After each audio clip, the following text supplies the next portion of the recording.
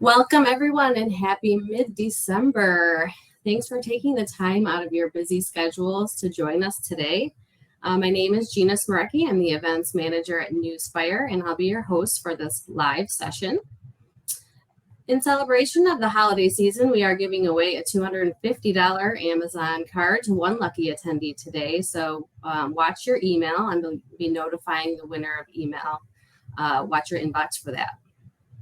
So it is time to get started with today's webinar, which is centered around the popular topic of security technology trends. You'll be hearing from our top security and technology leaders on their perspectives around what we've learned this year and what we see coming in 2022. If you have questions for today's presenters, just go ahead and pop them into the questions tab that you can find on the bottom right-hand corner of your screen. I will be collecting those questions and we can address them at the end. With that being said, it is my great pleasure to introduce you to our thought leaders today. J.R. Cunningham. J.R. is the Chief Security Officer at Newsfire, and Michael Wilson. Michael is the Chief Technology Officer at Newsfire. And now I'll turn it over to J.R. and Michael. Great, thank you, Gina. Thanks everybody for attending. Really looking forward to this particular session. It's going to be very conversational in nature. The reason that we wanted to do this webinar at the end of the year is when we look back on all of the engagements that I personally have done, client relationships that I've had over the years, one of the things that really stands out is the relationship between the security leader and the technology leader is absolutely critical to the success of the security program. And over the years, I certainly have seen my share of both really great and really poor relationships. And by the way, the titles don't matter here. It's not about CSO, CIO, CTO. It's more about the security leadership and the technology leadership working together in order to move the business forward with technology and protect the business and keep it secure. And so, I'm really fortunate to have Michael Wilson here. Michael, thank you so much for joining. The relationship that we have is really a gem to me. We've done a lot of big projects this year, including a major launch of the My Newsfire platform. So we wanted to share a little bit about kind of what we've seen this year, how we've had to adapt to changing technology from a security perspective, how I've had to work with Michael in order to make sure that some of the new things that we do, are done in a secure way. And then finally look into 2022 and talk a little bit about where we think the technology and the security landscape are going to go, and how we can continue to do what we do better. So Michael, again, thank you so much for joining. Really appreciate it. You're a pleasure to work with. And so this ought to be a lot of fun. No, sure. I'm definitely glad to be here. And just like JR said, there are a lot of weird overlapping thoughts that, we have just at an MSSP as a security provider. There's a lot of things with the evolving technology. Not only is there, new capabilities and new tools every single day, there's also the pandemic that we're still fighting through that is still changing things. So the combination of those two things is surely to make 2022 just as chaotic. So I'm really excited to be able to talk through what we're seeing and, kind of what we expect to see in 2022 and some lessons learned that will still apply for 2022. We're also going to make a few recommendations. I think what you'll see from a tools perspective is there's a lot of kind of back to basics that have emerged. And so, towards the end, we'll get into that. One of the biggest challenges as a security practitioner I have is technology changes way faster than the cybersecurity landscape tends to change.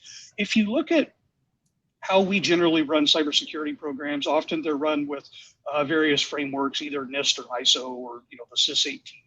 Those things tend to change very slowly, whereas a lot of the tools and techniques that Michael and his team use in their day-to-day development didn't exist when a lot of those legacy information security frameworks, they were called back then before the dawn of the term cybersecurity existed. So the question for me has really become, how quickly can I adapt? Michael, you've got some statistics on how often we deploy code as an example. When I think of when I started in cybersecurity, there might be a release once a week or a release once a day. Share a little bit about how that's different in the technology landscape today, and why, as a cybersecurity practitioner, we need to be on our feet.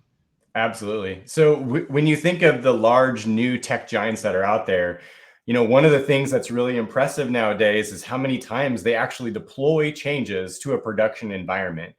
And that sounds great. And that is something that we all, as customers of these different technology companies, want. We want to see Netflix updates happen all the time. We want new content. We want to see, Google and Facebook. We want to see those updates happen in real time. But if you stop and think about the security implications that come along with that, we're now saying that we're okay with code going from a developer's laptop all the way into production. And we need security checks. We need all kinds of controls in place that just like JR said, the technology that allows them to move code so quickly and dynamically, there aren't really security controls that take into account the technology that's required to do that. One of the most common problems that I see is a lot of these old security standards have requirements around things like developers are not allowed to touch production, and the developers aren't allowed to see logs and different things from production. Well, there's a different approach that we have to take now. We can't just blindly follow each letter of the different compliance regulatory bodies that we have, and we have to take a risk-based approach. And hopefully that's what I believe that's what JR is probably going to lead into here in just a minute. But from a technology perspective, at Newspire, we have moved from, the more traditional way of deploying things once a month, once a quarter, to now we are much more dynamic. And as part of that transition and that transformation, we had to work with the security team to make sure that how are we going to meet the needs of the business and deploying and updating and moving code and building things as quickly as the business needs it with the security controls that need to be in place. We're a security company, and at the end of the day, security is more important than us pushing out a feature. So it was up to JR and us to figure out how can we make both sides of the table happy at the same time. And that's the big challenge of today. Yeah, I couldn't agree more, Michael. It really has driven me and my team to think about securing our organization in a different way. If I were trying to, do application security or vulnerability analysis in a traditional manner, think of, the weekly or monthly scans or the quarterly compliance check or the once a year walk around with the checklist. It's amazing how much code would have been developed and deployed into the environment between those point-in-time snapshots of what's happening, in the environment. Frank Abagnale, which was, if you know who Frank Abagnale is, he was kind of one of the original bad guys. He was portrayed by Tom Hanks in the movie Catch Me If You Can.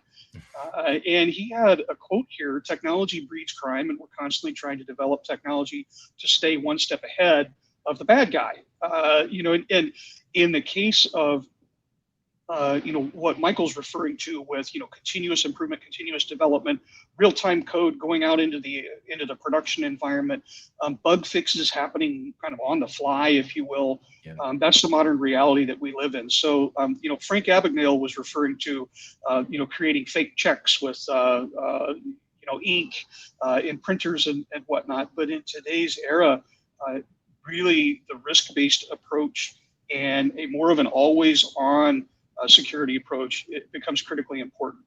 Tools are part of that, and this quote kind of captures a little bit of that, which is why we put it in here. Using tools that are more continuous and always on instead of those point-in-time snapshot-like tools. When you think about, real-time source code scanning, cloud security posture management, where you're always looking at what your risk footprint looks like instead of performing a weekly or a monthly scan, has become so much more critical for us in order to ensure that, we're enabling the speed of the business that's necessary. We're enabling fixes to happen when they need to occur. We're taking a risk-based approach to, determining what goes out and what doesn't, as opposed to kind of chasing around, sweeping up after the fact. my team would have to be 10 times the size that it is today if every time the technology organization, did something for the business, rolled out an app, made a change, and we were going around after the fact sweeping up. One of the approaches that has worked really well for us is this idea of deputization, where the development team has some accountability for security. They know what our functional requirements are for securing the business. Things like robust API key security, not reusing credentials, limiting service accounts, all of that kind of stuff. Privilege identity management. We'll talk about some of that in a moment. But putting some of the accountability of that into the development team and making sure that as advisors, we're providing the developers with, hey, these are how the bad guys are operating. These are the current threats. These are the things that we need to think about when we're deploying code. And I don't know, Michael, that has worked out really well, I think, for us over the years, especially with the deployment of, a brand new digital platform, MyNewsFire, and all the development that had to happen there. Yeah, I'll just add, the big shift I'm seeing is developers need to be more than just good at writing code to make things work. The idea of security is now becoming everyone's job. So just like JR said, we can't, it doesn't make sense to have a team of 100 security professionals checking off everything that the technology and the operations organizations are doing. What the business needs now is for that security knowledge, awareness, and understanding of the importance of security. That is slowly shifting to the individual departments and them being accountable for their own area. Perfect example being developers need to know more about security. With it being less reactive, that's what's kind of driving this. So moving the security checks to say, is there something bad in this piece of code that's going out to production? The check used to be after it was deployed into production or in a development environment, we would scan it, something bad happens, we go and remediate it, so on and so forth. But now it's scanned dynamically as soon as that developer commits that code.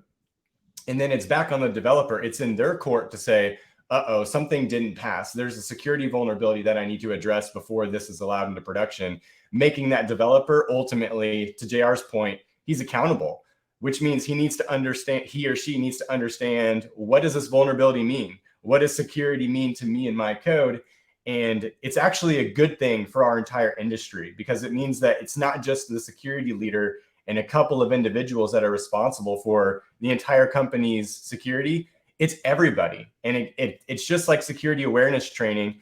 We didn't used to do this 8-10 years ago, train everyone in the company about phishing, but now we do. It's because security is becoming everyone's responsibility, and technology is a huge catalyst for helping it become possible. So. Yeah, I'll share a little story here in this regard, and this ties into the talent shortage and the combination of the talent shortage and emerging technology. When we were building the MyNewsFire platform, Michael is throwing technology terms at me that I had frankly never heard before.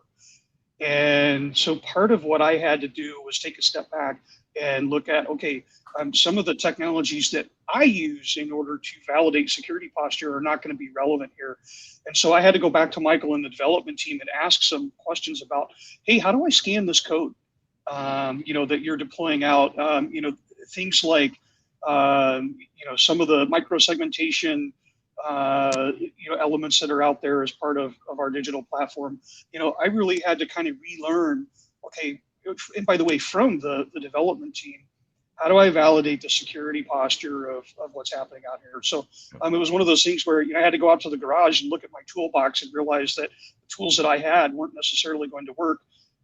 But I really didn't, most of us in the cybersecurity space, especially that have been around for a while, come from either an infrastructure background or a compliance or audit background. And so, really kind of coming to the technology team with a little bit of a dose of humility and asking the question, how do we validate that we're doing the right thing and prove it, to our customers, to the regulators, to auditors, et cetera.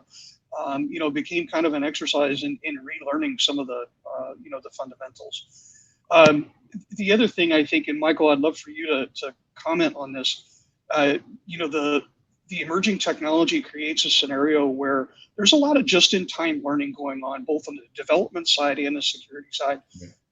And so security really does become more of a risk-based game. We still have to do those annual, quarterly, monthly, weekly, daily things, but there's also this incredible challenge of adapting on the fly, combined with the fact that if you think about how organizations buy technology, a lot of times procurement happens on 3 or 5 year buying cycles, especially with the big platform stuff like network infrastructure, your authentication infrastructure.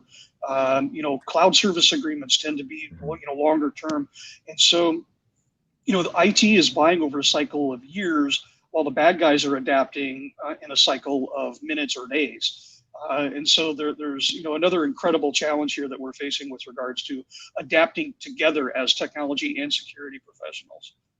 Yeah, I'll just add, I mean, a very good example is one that, has been a challenge with security audits and things like this in the past, where they come to our technology team and they say, tell me about the servers that you're running your code on. And we say, what servers, right? We're using dynamic functions that are a service inside of AWS that actually don't run on servers at all. So the reason why I bring that up is there's two key things there that are important to kind of understand, is that one of the approaches that we take from a technology perspective to limit our liability and reduce the, we call it the attack vector, but the number of ways that the attacker can get into our infrastructure is just by limiting our exposure, so that the only thing we're worried about is the little amount of, let's call it code, that we put out there. So by using some of this new technology, we can actually reduce the amount of liability that we have. So like as an example, if we had 100 servers that were deployed in AWS, it's much harder for us to keep all 100 of those patched. Log4j just came out last Thursday. We would have to stay up all night patching all those things, making sure the vendor got all their updates in there. Instead, if we're using just small pieces, just using functions as an example in AWS called Lambda, if we're just using little elements, or we're using containers as an example, there really isn't an operating system or an underlying server to even exploit. So that's one of the techniques that we use in technology to make sure that we're thinking about security. How can we not only reduce the amount of risk that we have from a security perspective, but do it more effectively and more efficiently too? And that's where modern technology and security still today in this industry are a little bit bifurcated. And the only way, you can't take an old security control like a NIST or an ISO and say, how do I apply these controls to a function-based code that's deployed out there? It just doesn't, it's really hard to translate those. So what we have to do as leaders is say, what's the intent of the control, and how do we accomplish the same thing to minimize our risk? And it's really challenging, but that's one of the biggest challenges, and that's what we're seeing. That's what we faced last year, and that's what we're seeing with clients too, is this same challenge. Michael, the first time you brought up Lambda to me, I thought it was something you put on pita bread with tzatziki sauce. I had to figure out what it was we were going to do there. When we look at these challenges, and we've got a poll out here, would love it if everybody would pick one or more of these. When we look at these challenges really haven't changed significantly over the years. It's the methods that we use to solve some of these challenges that have really forced us to change a lot of our approach. So, endpoint protection is a fantastic example. So if you would, as we go through the rest of the webinar, go over to that poll. It's in the lower right-hand corner of your screen, and pick what your biggest security challenges are. And then when we get to Q&A, Michael and I can kind of talk about, what we've done to address some of these bigger challenges. I want to talk a little bit about tools, and this has been really a revelation for me. This year, with all of the advancements in development and technology and the next-gen platform that we rolled out, a lot of what we ended up doing was in the security functions back to basics.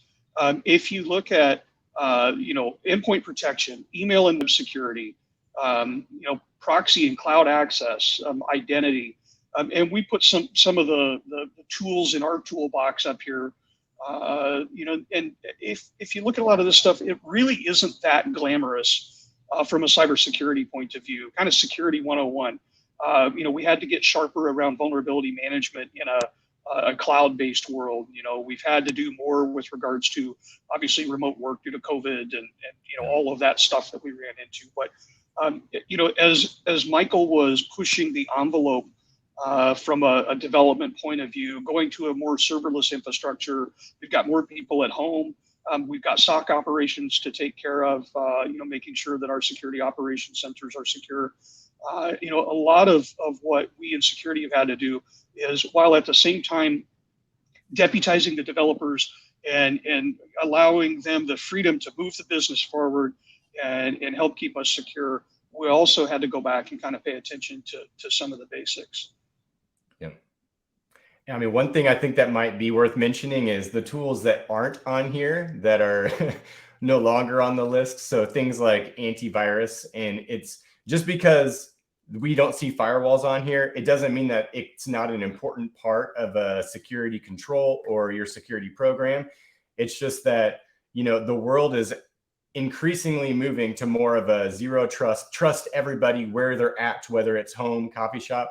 That's where we see the security industry moving. So all of our recommendations are there to make sure that we're following that trend and letting our employees be flexible as they need to be, especially post-pandemic. It seems everyone is adopting and getting into remote work, and we need to emphasize security on those remote employees now more so than ever. So that's why a lot of our recommendations are geared towards future thinking and enabling the new age of work as we see it. One point I want to share here that I think has been a really unique win for us in a trend that we think will continue through 2022. Security tools used to, in general, be either obstructive or create difficulty for the end user or degrade in some meaningful way the user experience. And what Michael and I have found together this year is a lot of the security tools that we deployed in 2021 and the tools that we intend to deploy in 2022 actually are a win from a user experience point of view as well. Things like password managers and multi-factor authentication is a whole lot more frictionless now than it was even 5 years ago.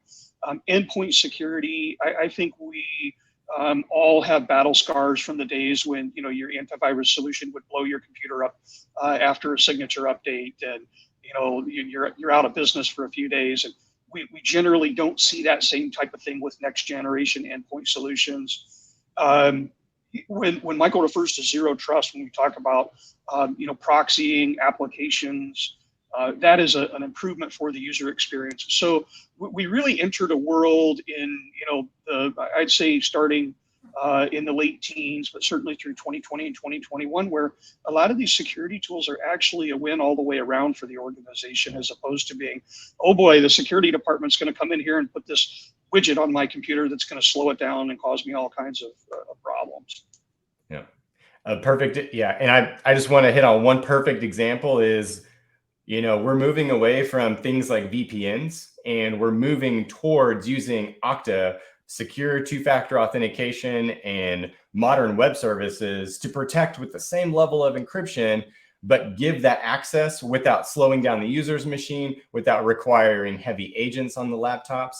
So tools like Okta and Ping are truly really are taking security, giving it to the users and securing your company while making the user experience so much better. I mean, Okta, just for us internally, just to give a specific example, actually makes our IT processes easier. We assign applications based on groups, and when you open up your Okta, you can see exactly all the applications that are available to you. So there's no longer the need for a SharePoint, as an example, that gives you all the links, right? So that's what I'm really excited about. Actually, the longer that time goes on, the more the security industry has started to understand that, we need to make things easy. We can't just be the no guys saying no to everything. we got to bring security and make the business better as well. And it's very exciting to see a lot of these tools that we've listed up here. They all follow that same mentality. So very exciting for our industry. Yeah, it's been fun to explore these technologies together with you, Michael. Because you're thinking about some things that I'm not, and vice versa. And it's a lot of fun when we get in a room with a technology vendor and are really able to hash out not just the traditional what are our requirements, but how can we leapfrog the status quo and make things better. Wanted to share some kind of budget friendly options. Nobody has an unlimited budget. We certainly don't. And I think often security practitioners are get really nervous about things that are free or open source. And we've really worked together over the course of 2021, and we would expect that in 2022, you're going to see a lot more really viable open source technology out there, specifically because we've made this transition into a CI, continuous improvement, continuous development world. There's a lot more code out there available in the wild. There's a lot of hesitance to recreate the wheel. And obviously that carries with it some security implications as well. I wanted to share a little bit about where our heads are at going into 2022. One of them is, we're not afraid of open source technology, but we together have figured out, okay, before we introduce code, we have to be able to ensure that not only is it secure, but it's kept current. We've got to be able to continuously monitor it. Gone are the days where we can scan open source code once a quarter or a month or a week. That's right. Log4j that just came out is a fantastic example of how important it is to stay on top of. We were able to pretty much immediately identify, where we had Log4j in our environment when the vulnerability was announced. And so, that was an example of, because we had adopted the let's go fast methodology, that also meant that from a security perspective, we had to be able to go fast. So open source technology, integrated solutions, leveraging things like NISP for threat intelligence that give you bang for the buck, give you, 2-for-1 type of wins. I know a lot of folks out there are looking at security orchestration and automation platforms. There are a lot of folks that are looking at maybe deploying a SIM for the first time.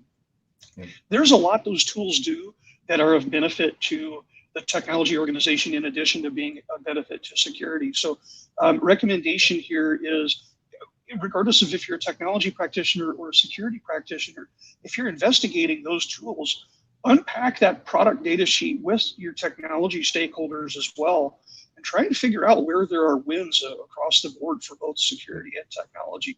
Michael, you and I have done this a couple of times with some tools that we're looking to onboard next year. I mean, even the Microsoft Office suite, we really dove into together to look at, where do we have wins from a security point of view, and where can we make our employees more productive? Yeah, just to add one little thing. So when it comes to open source, it is really a challenge, but you have to figure out, is the cost that you're saving with an open source technology worth the cost of people, because it's going to introduce some more people cost into your organization. Right. So that's kind of the trade-off with open source. You can put open source tools in your environment. There are, SOAR tools that JR just talked about. There are actually open source tools out there that are really good, but they require that you have more people. So if you have a larger team or a team of rock stars that are capable of adopting a lot of open source technology, that may work for you. If that's not an option, the only other budget friendly thing, if you need that security control, is to find a partner. And that would be the other cheaper budget friendly option to solve that control. Instead of buying the technology for yourself, just partner with a MSSP or someone to help you solve that same challenge that you have.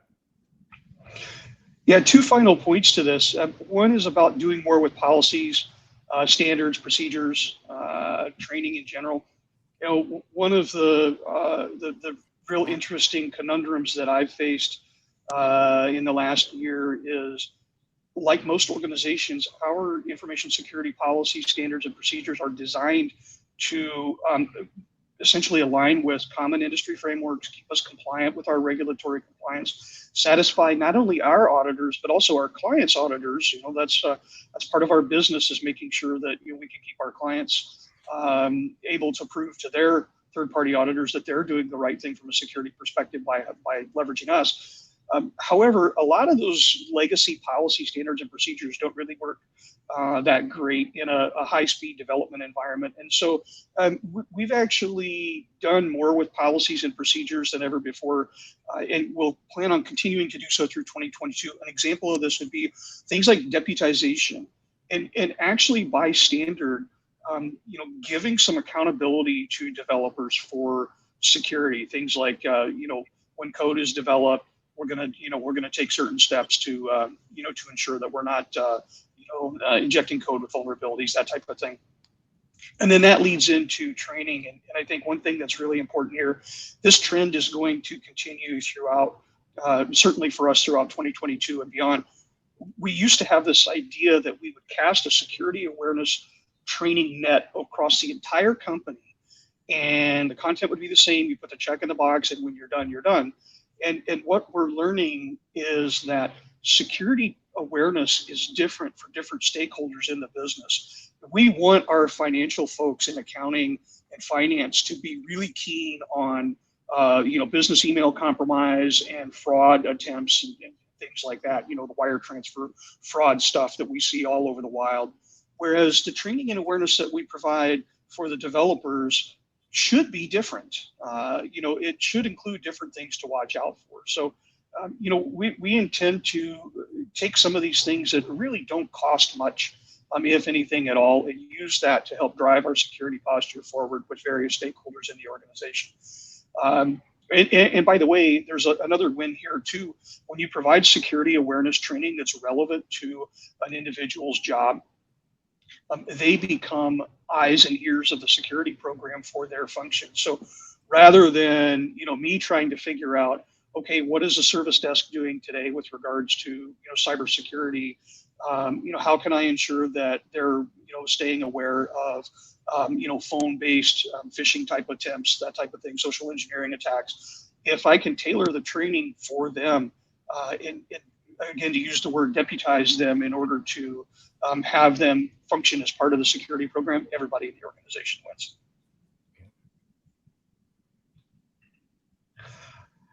So with that, before we get to Q&A, Michael, again, thank you for the experience of 2021. Really looking forward to 2022. I think as technology changes, you're going to challenge me as a security practitioner in new and interesting ways, and very much looking forward to that. Certainly look forward to to that as well. By the way, is some of the exciting changes that are happening in the security technology landscape as well. Totally agree. Yeah, I'm excited to hear what questions we have. Is there any? Let's kick right into it. So we do have our poll results in. So our poll question, I'm just going to go back 2 screens here so we can show that, was what are our biggest, security challenges? So there were, can you guys see the results, Michael and JR, on the polls tab?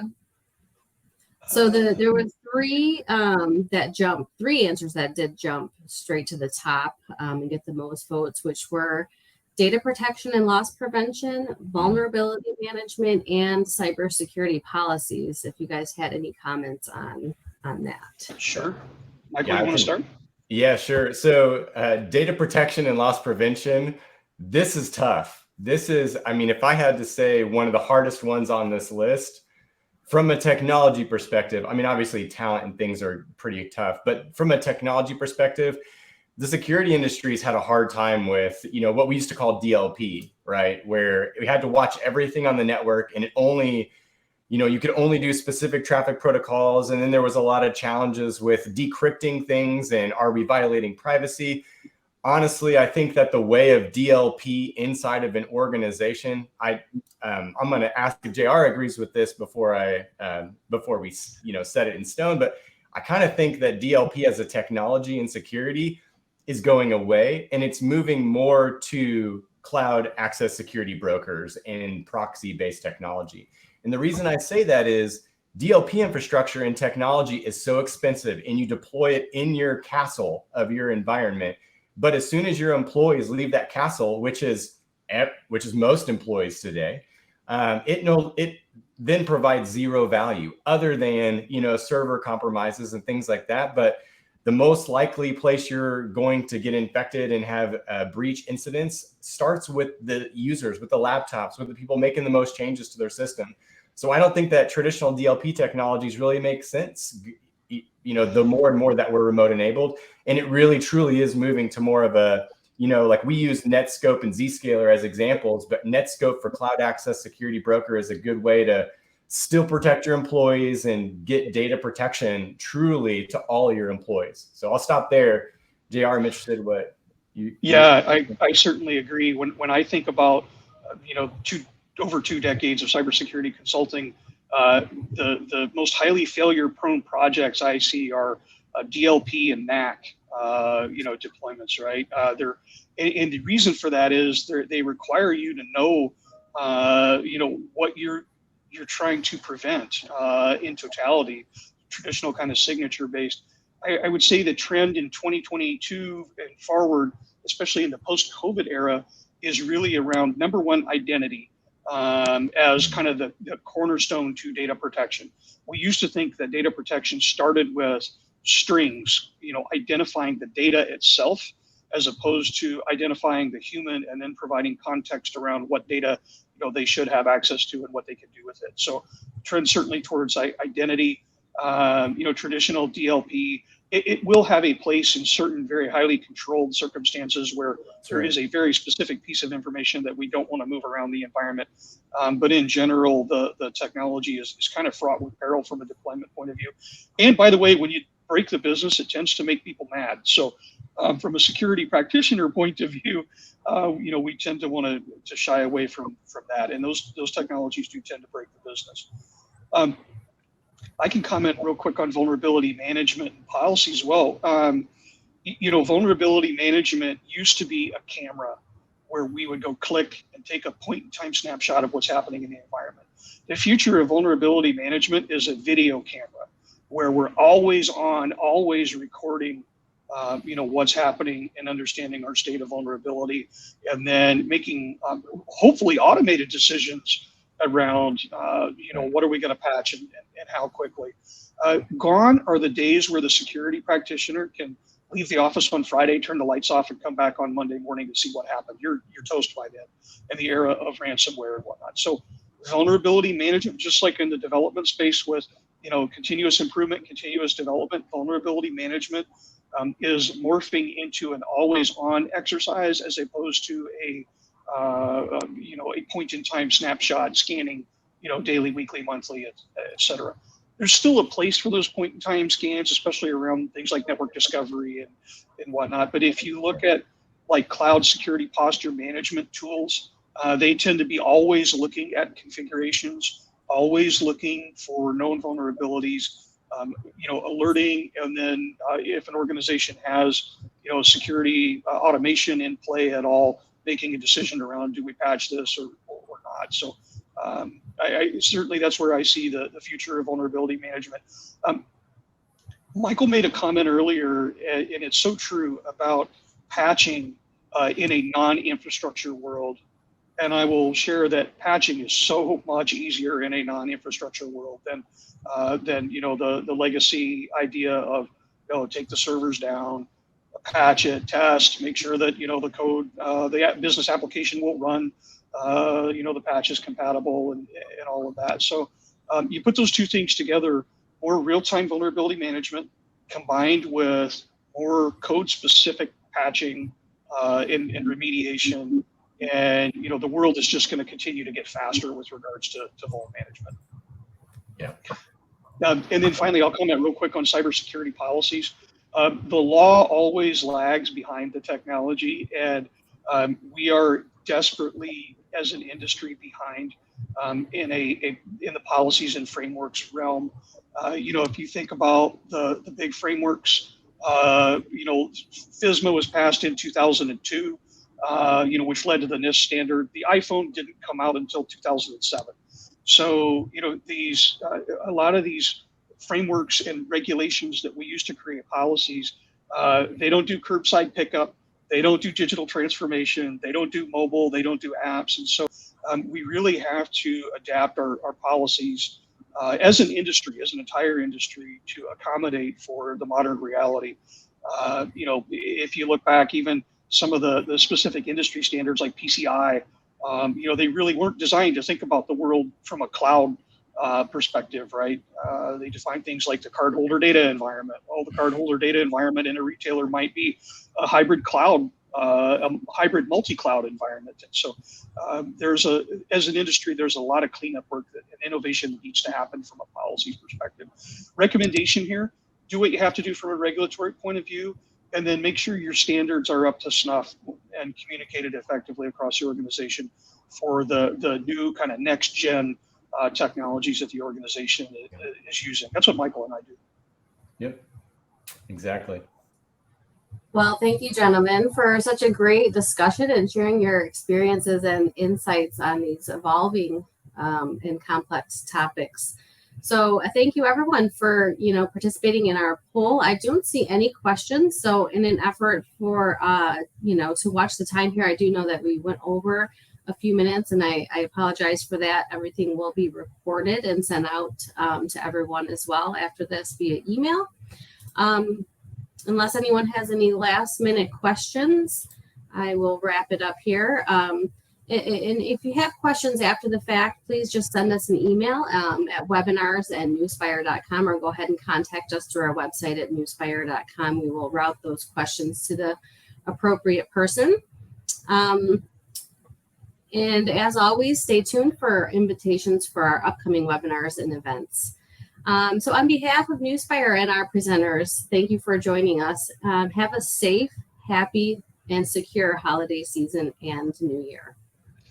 Thank you, everyone. Happy holidays.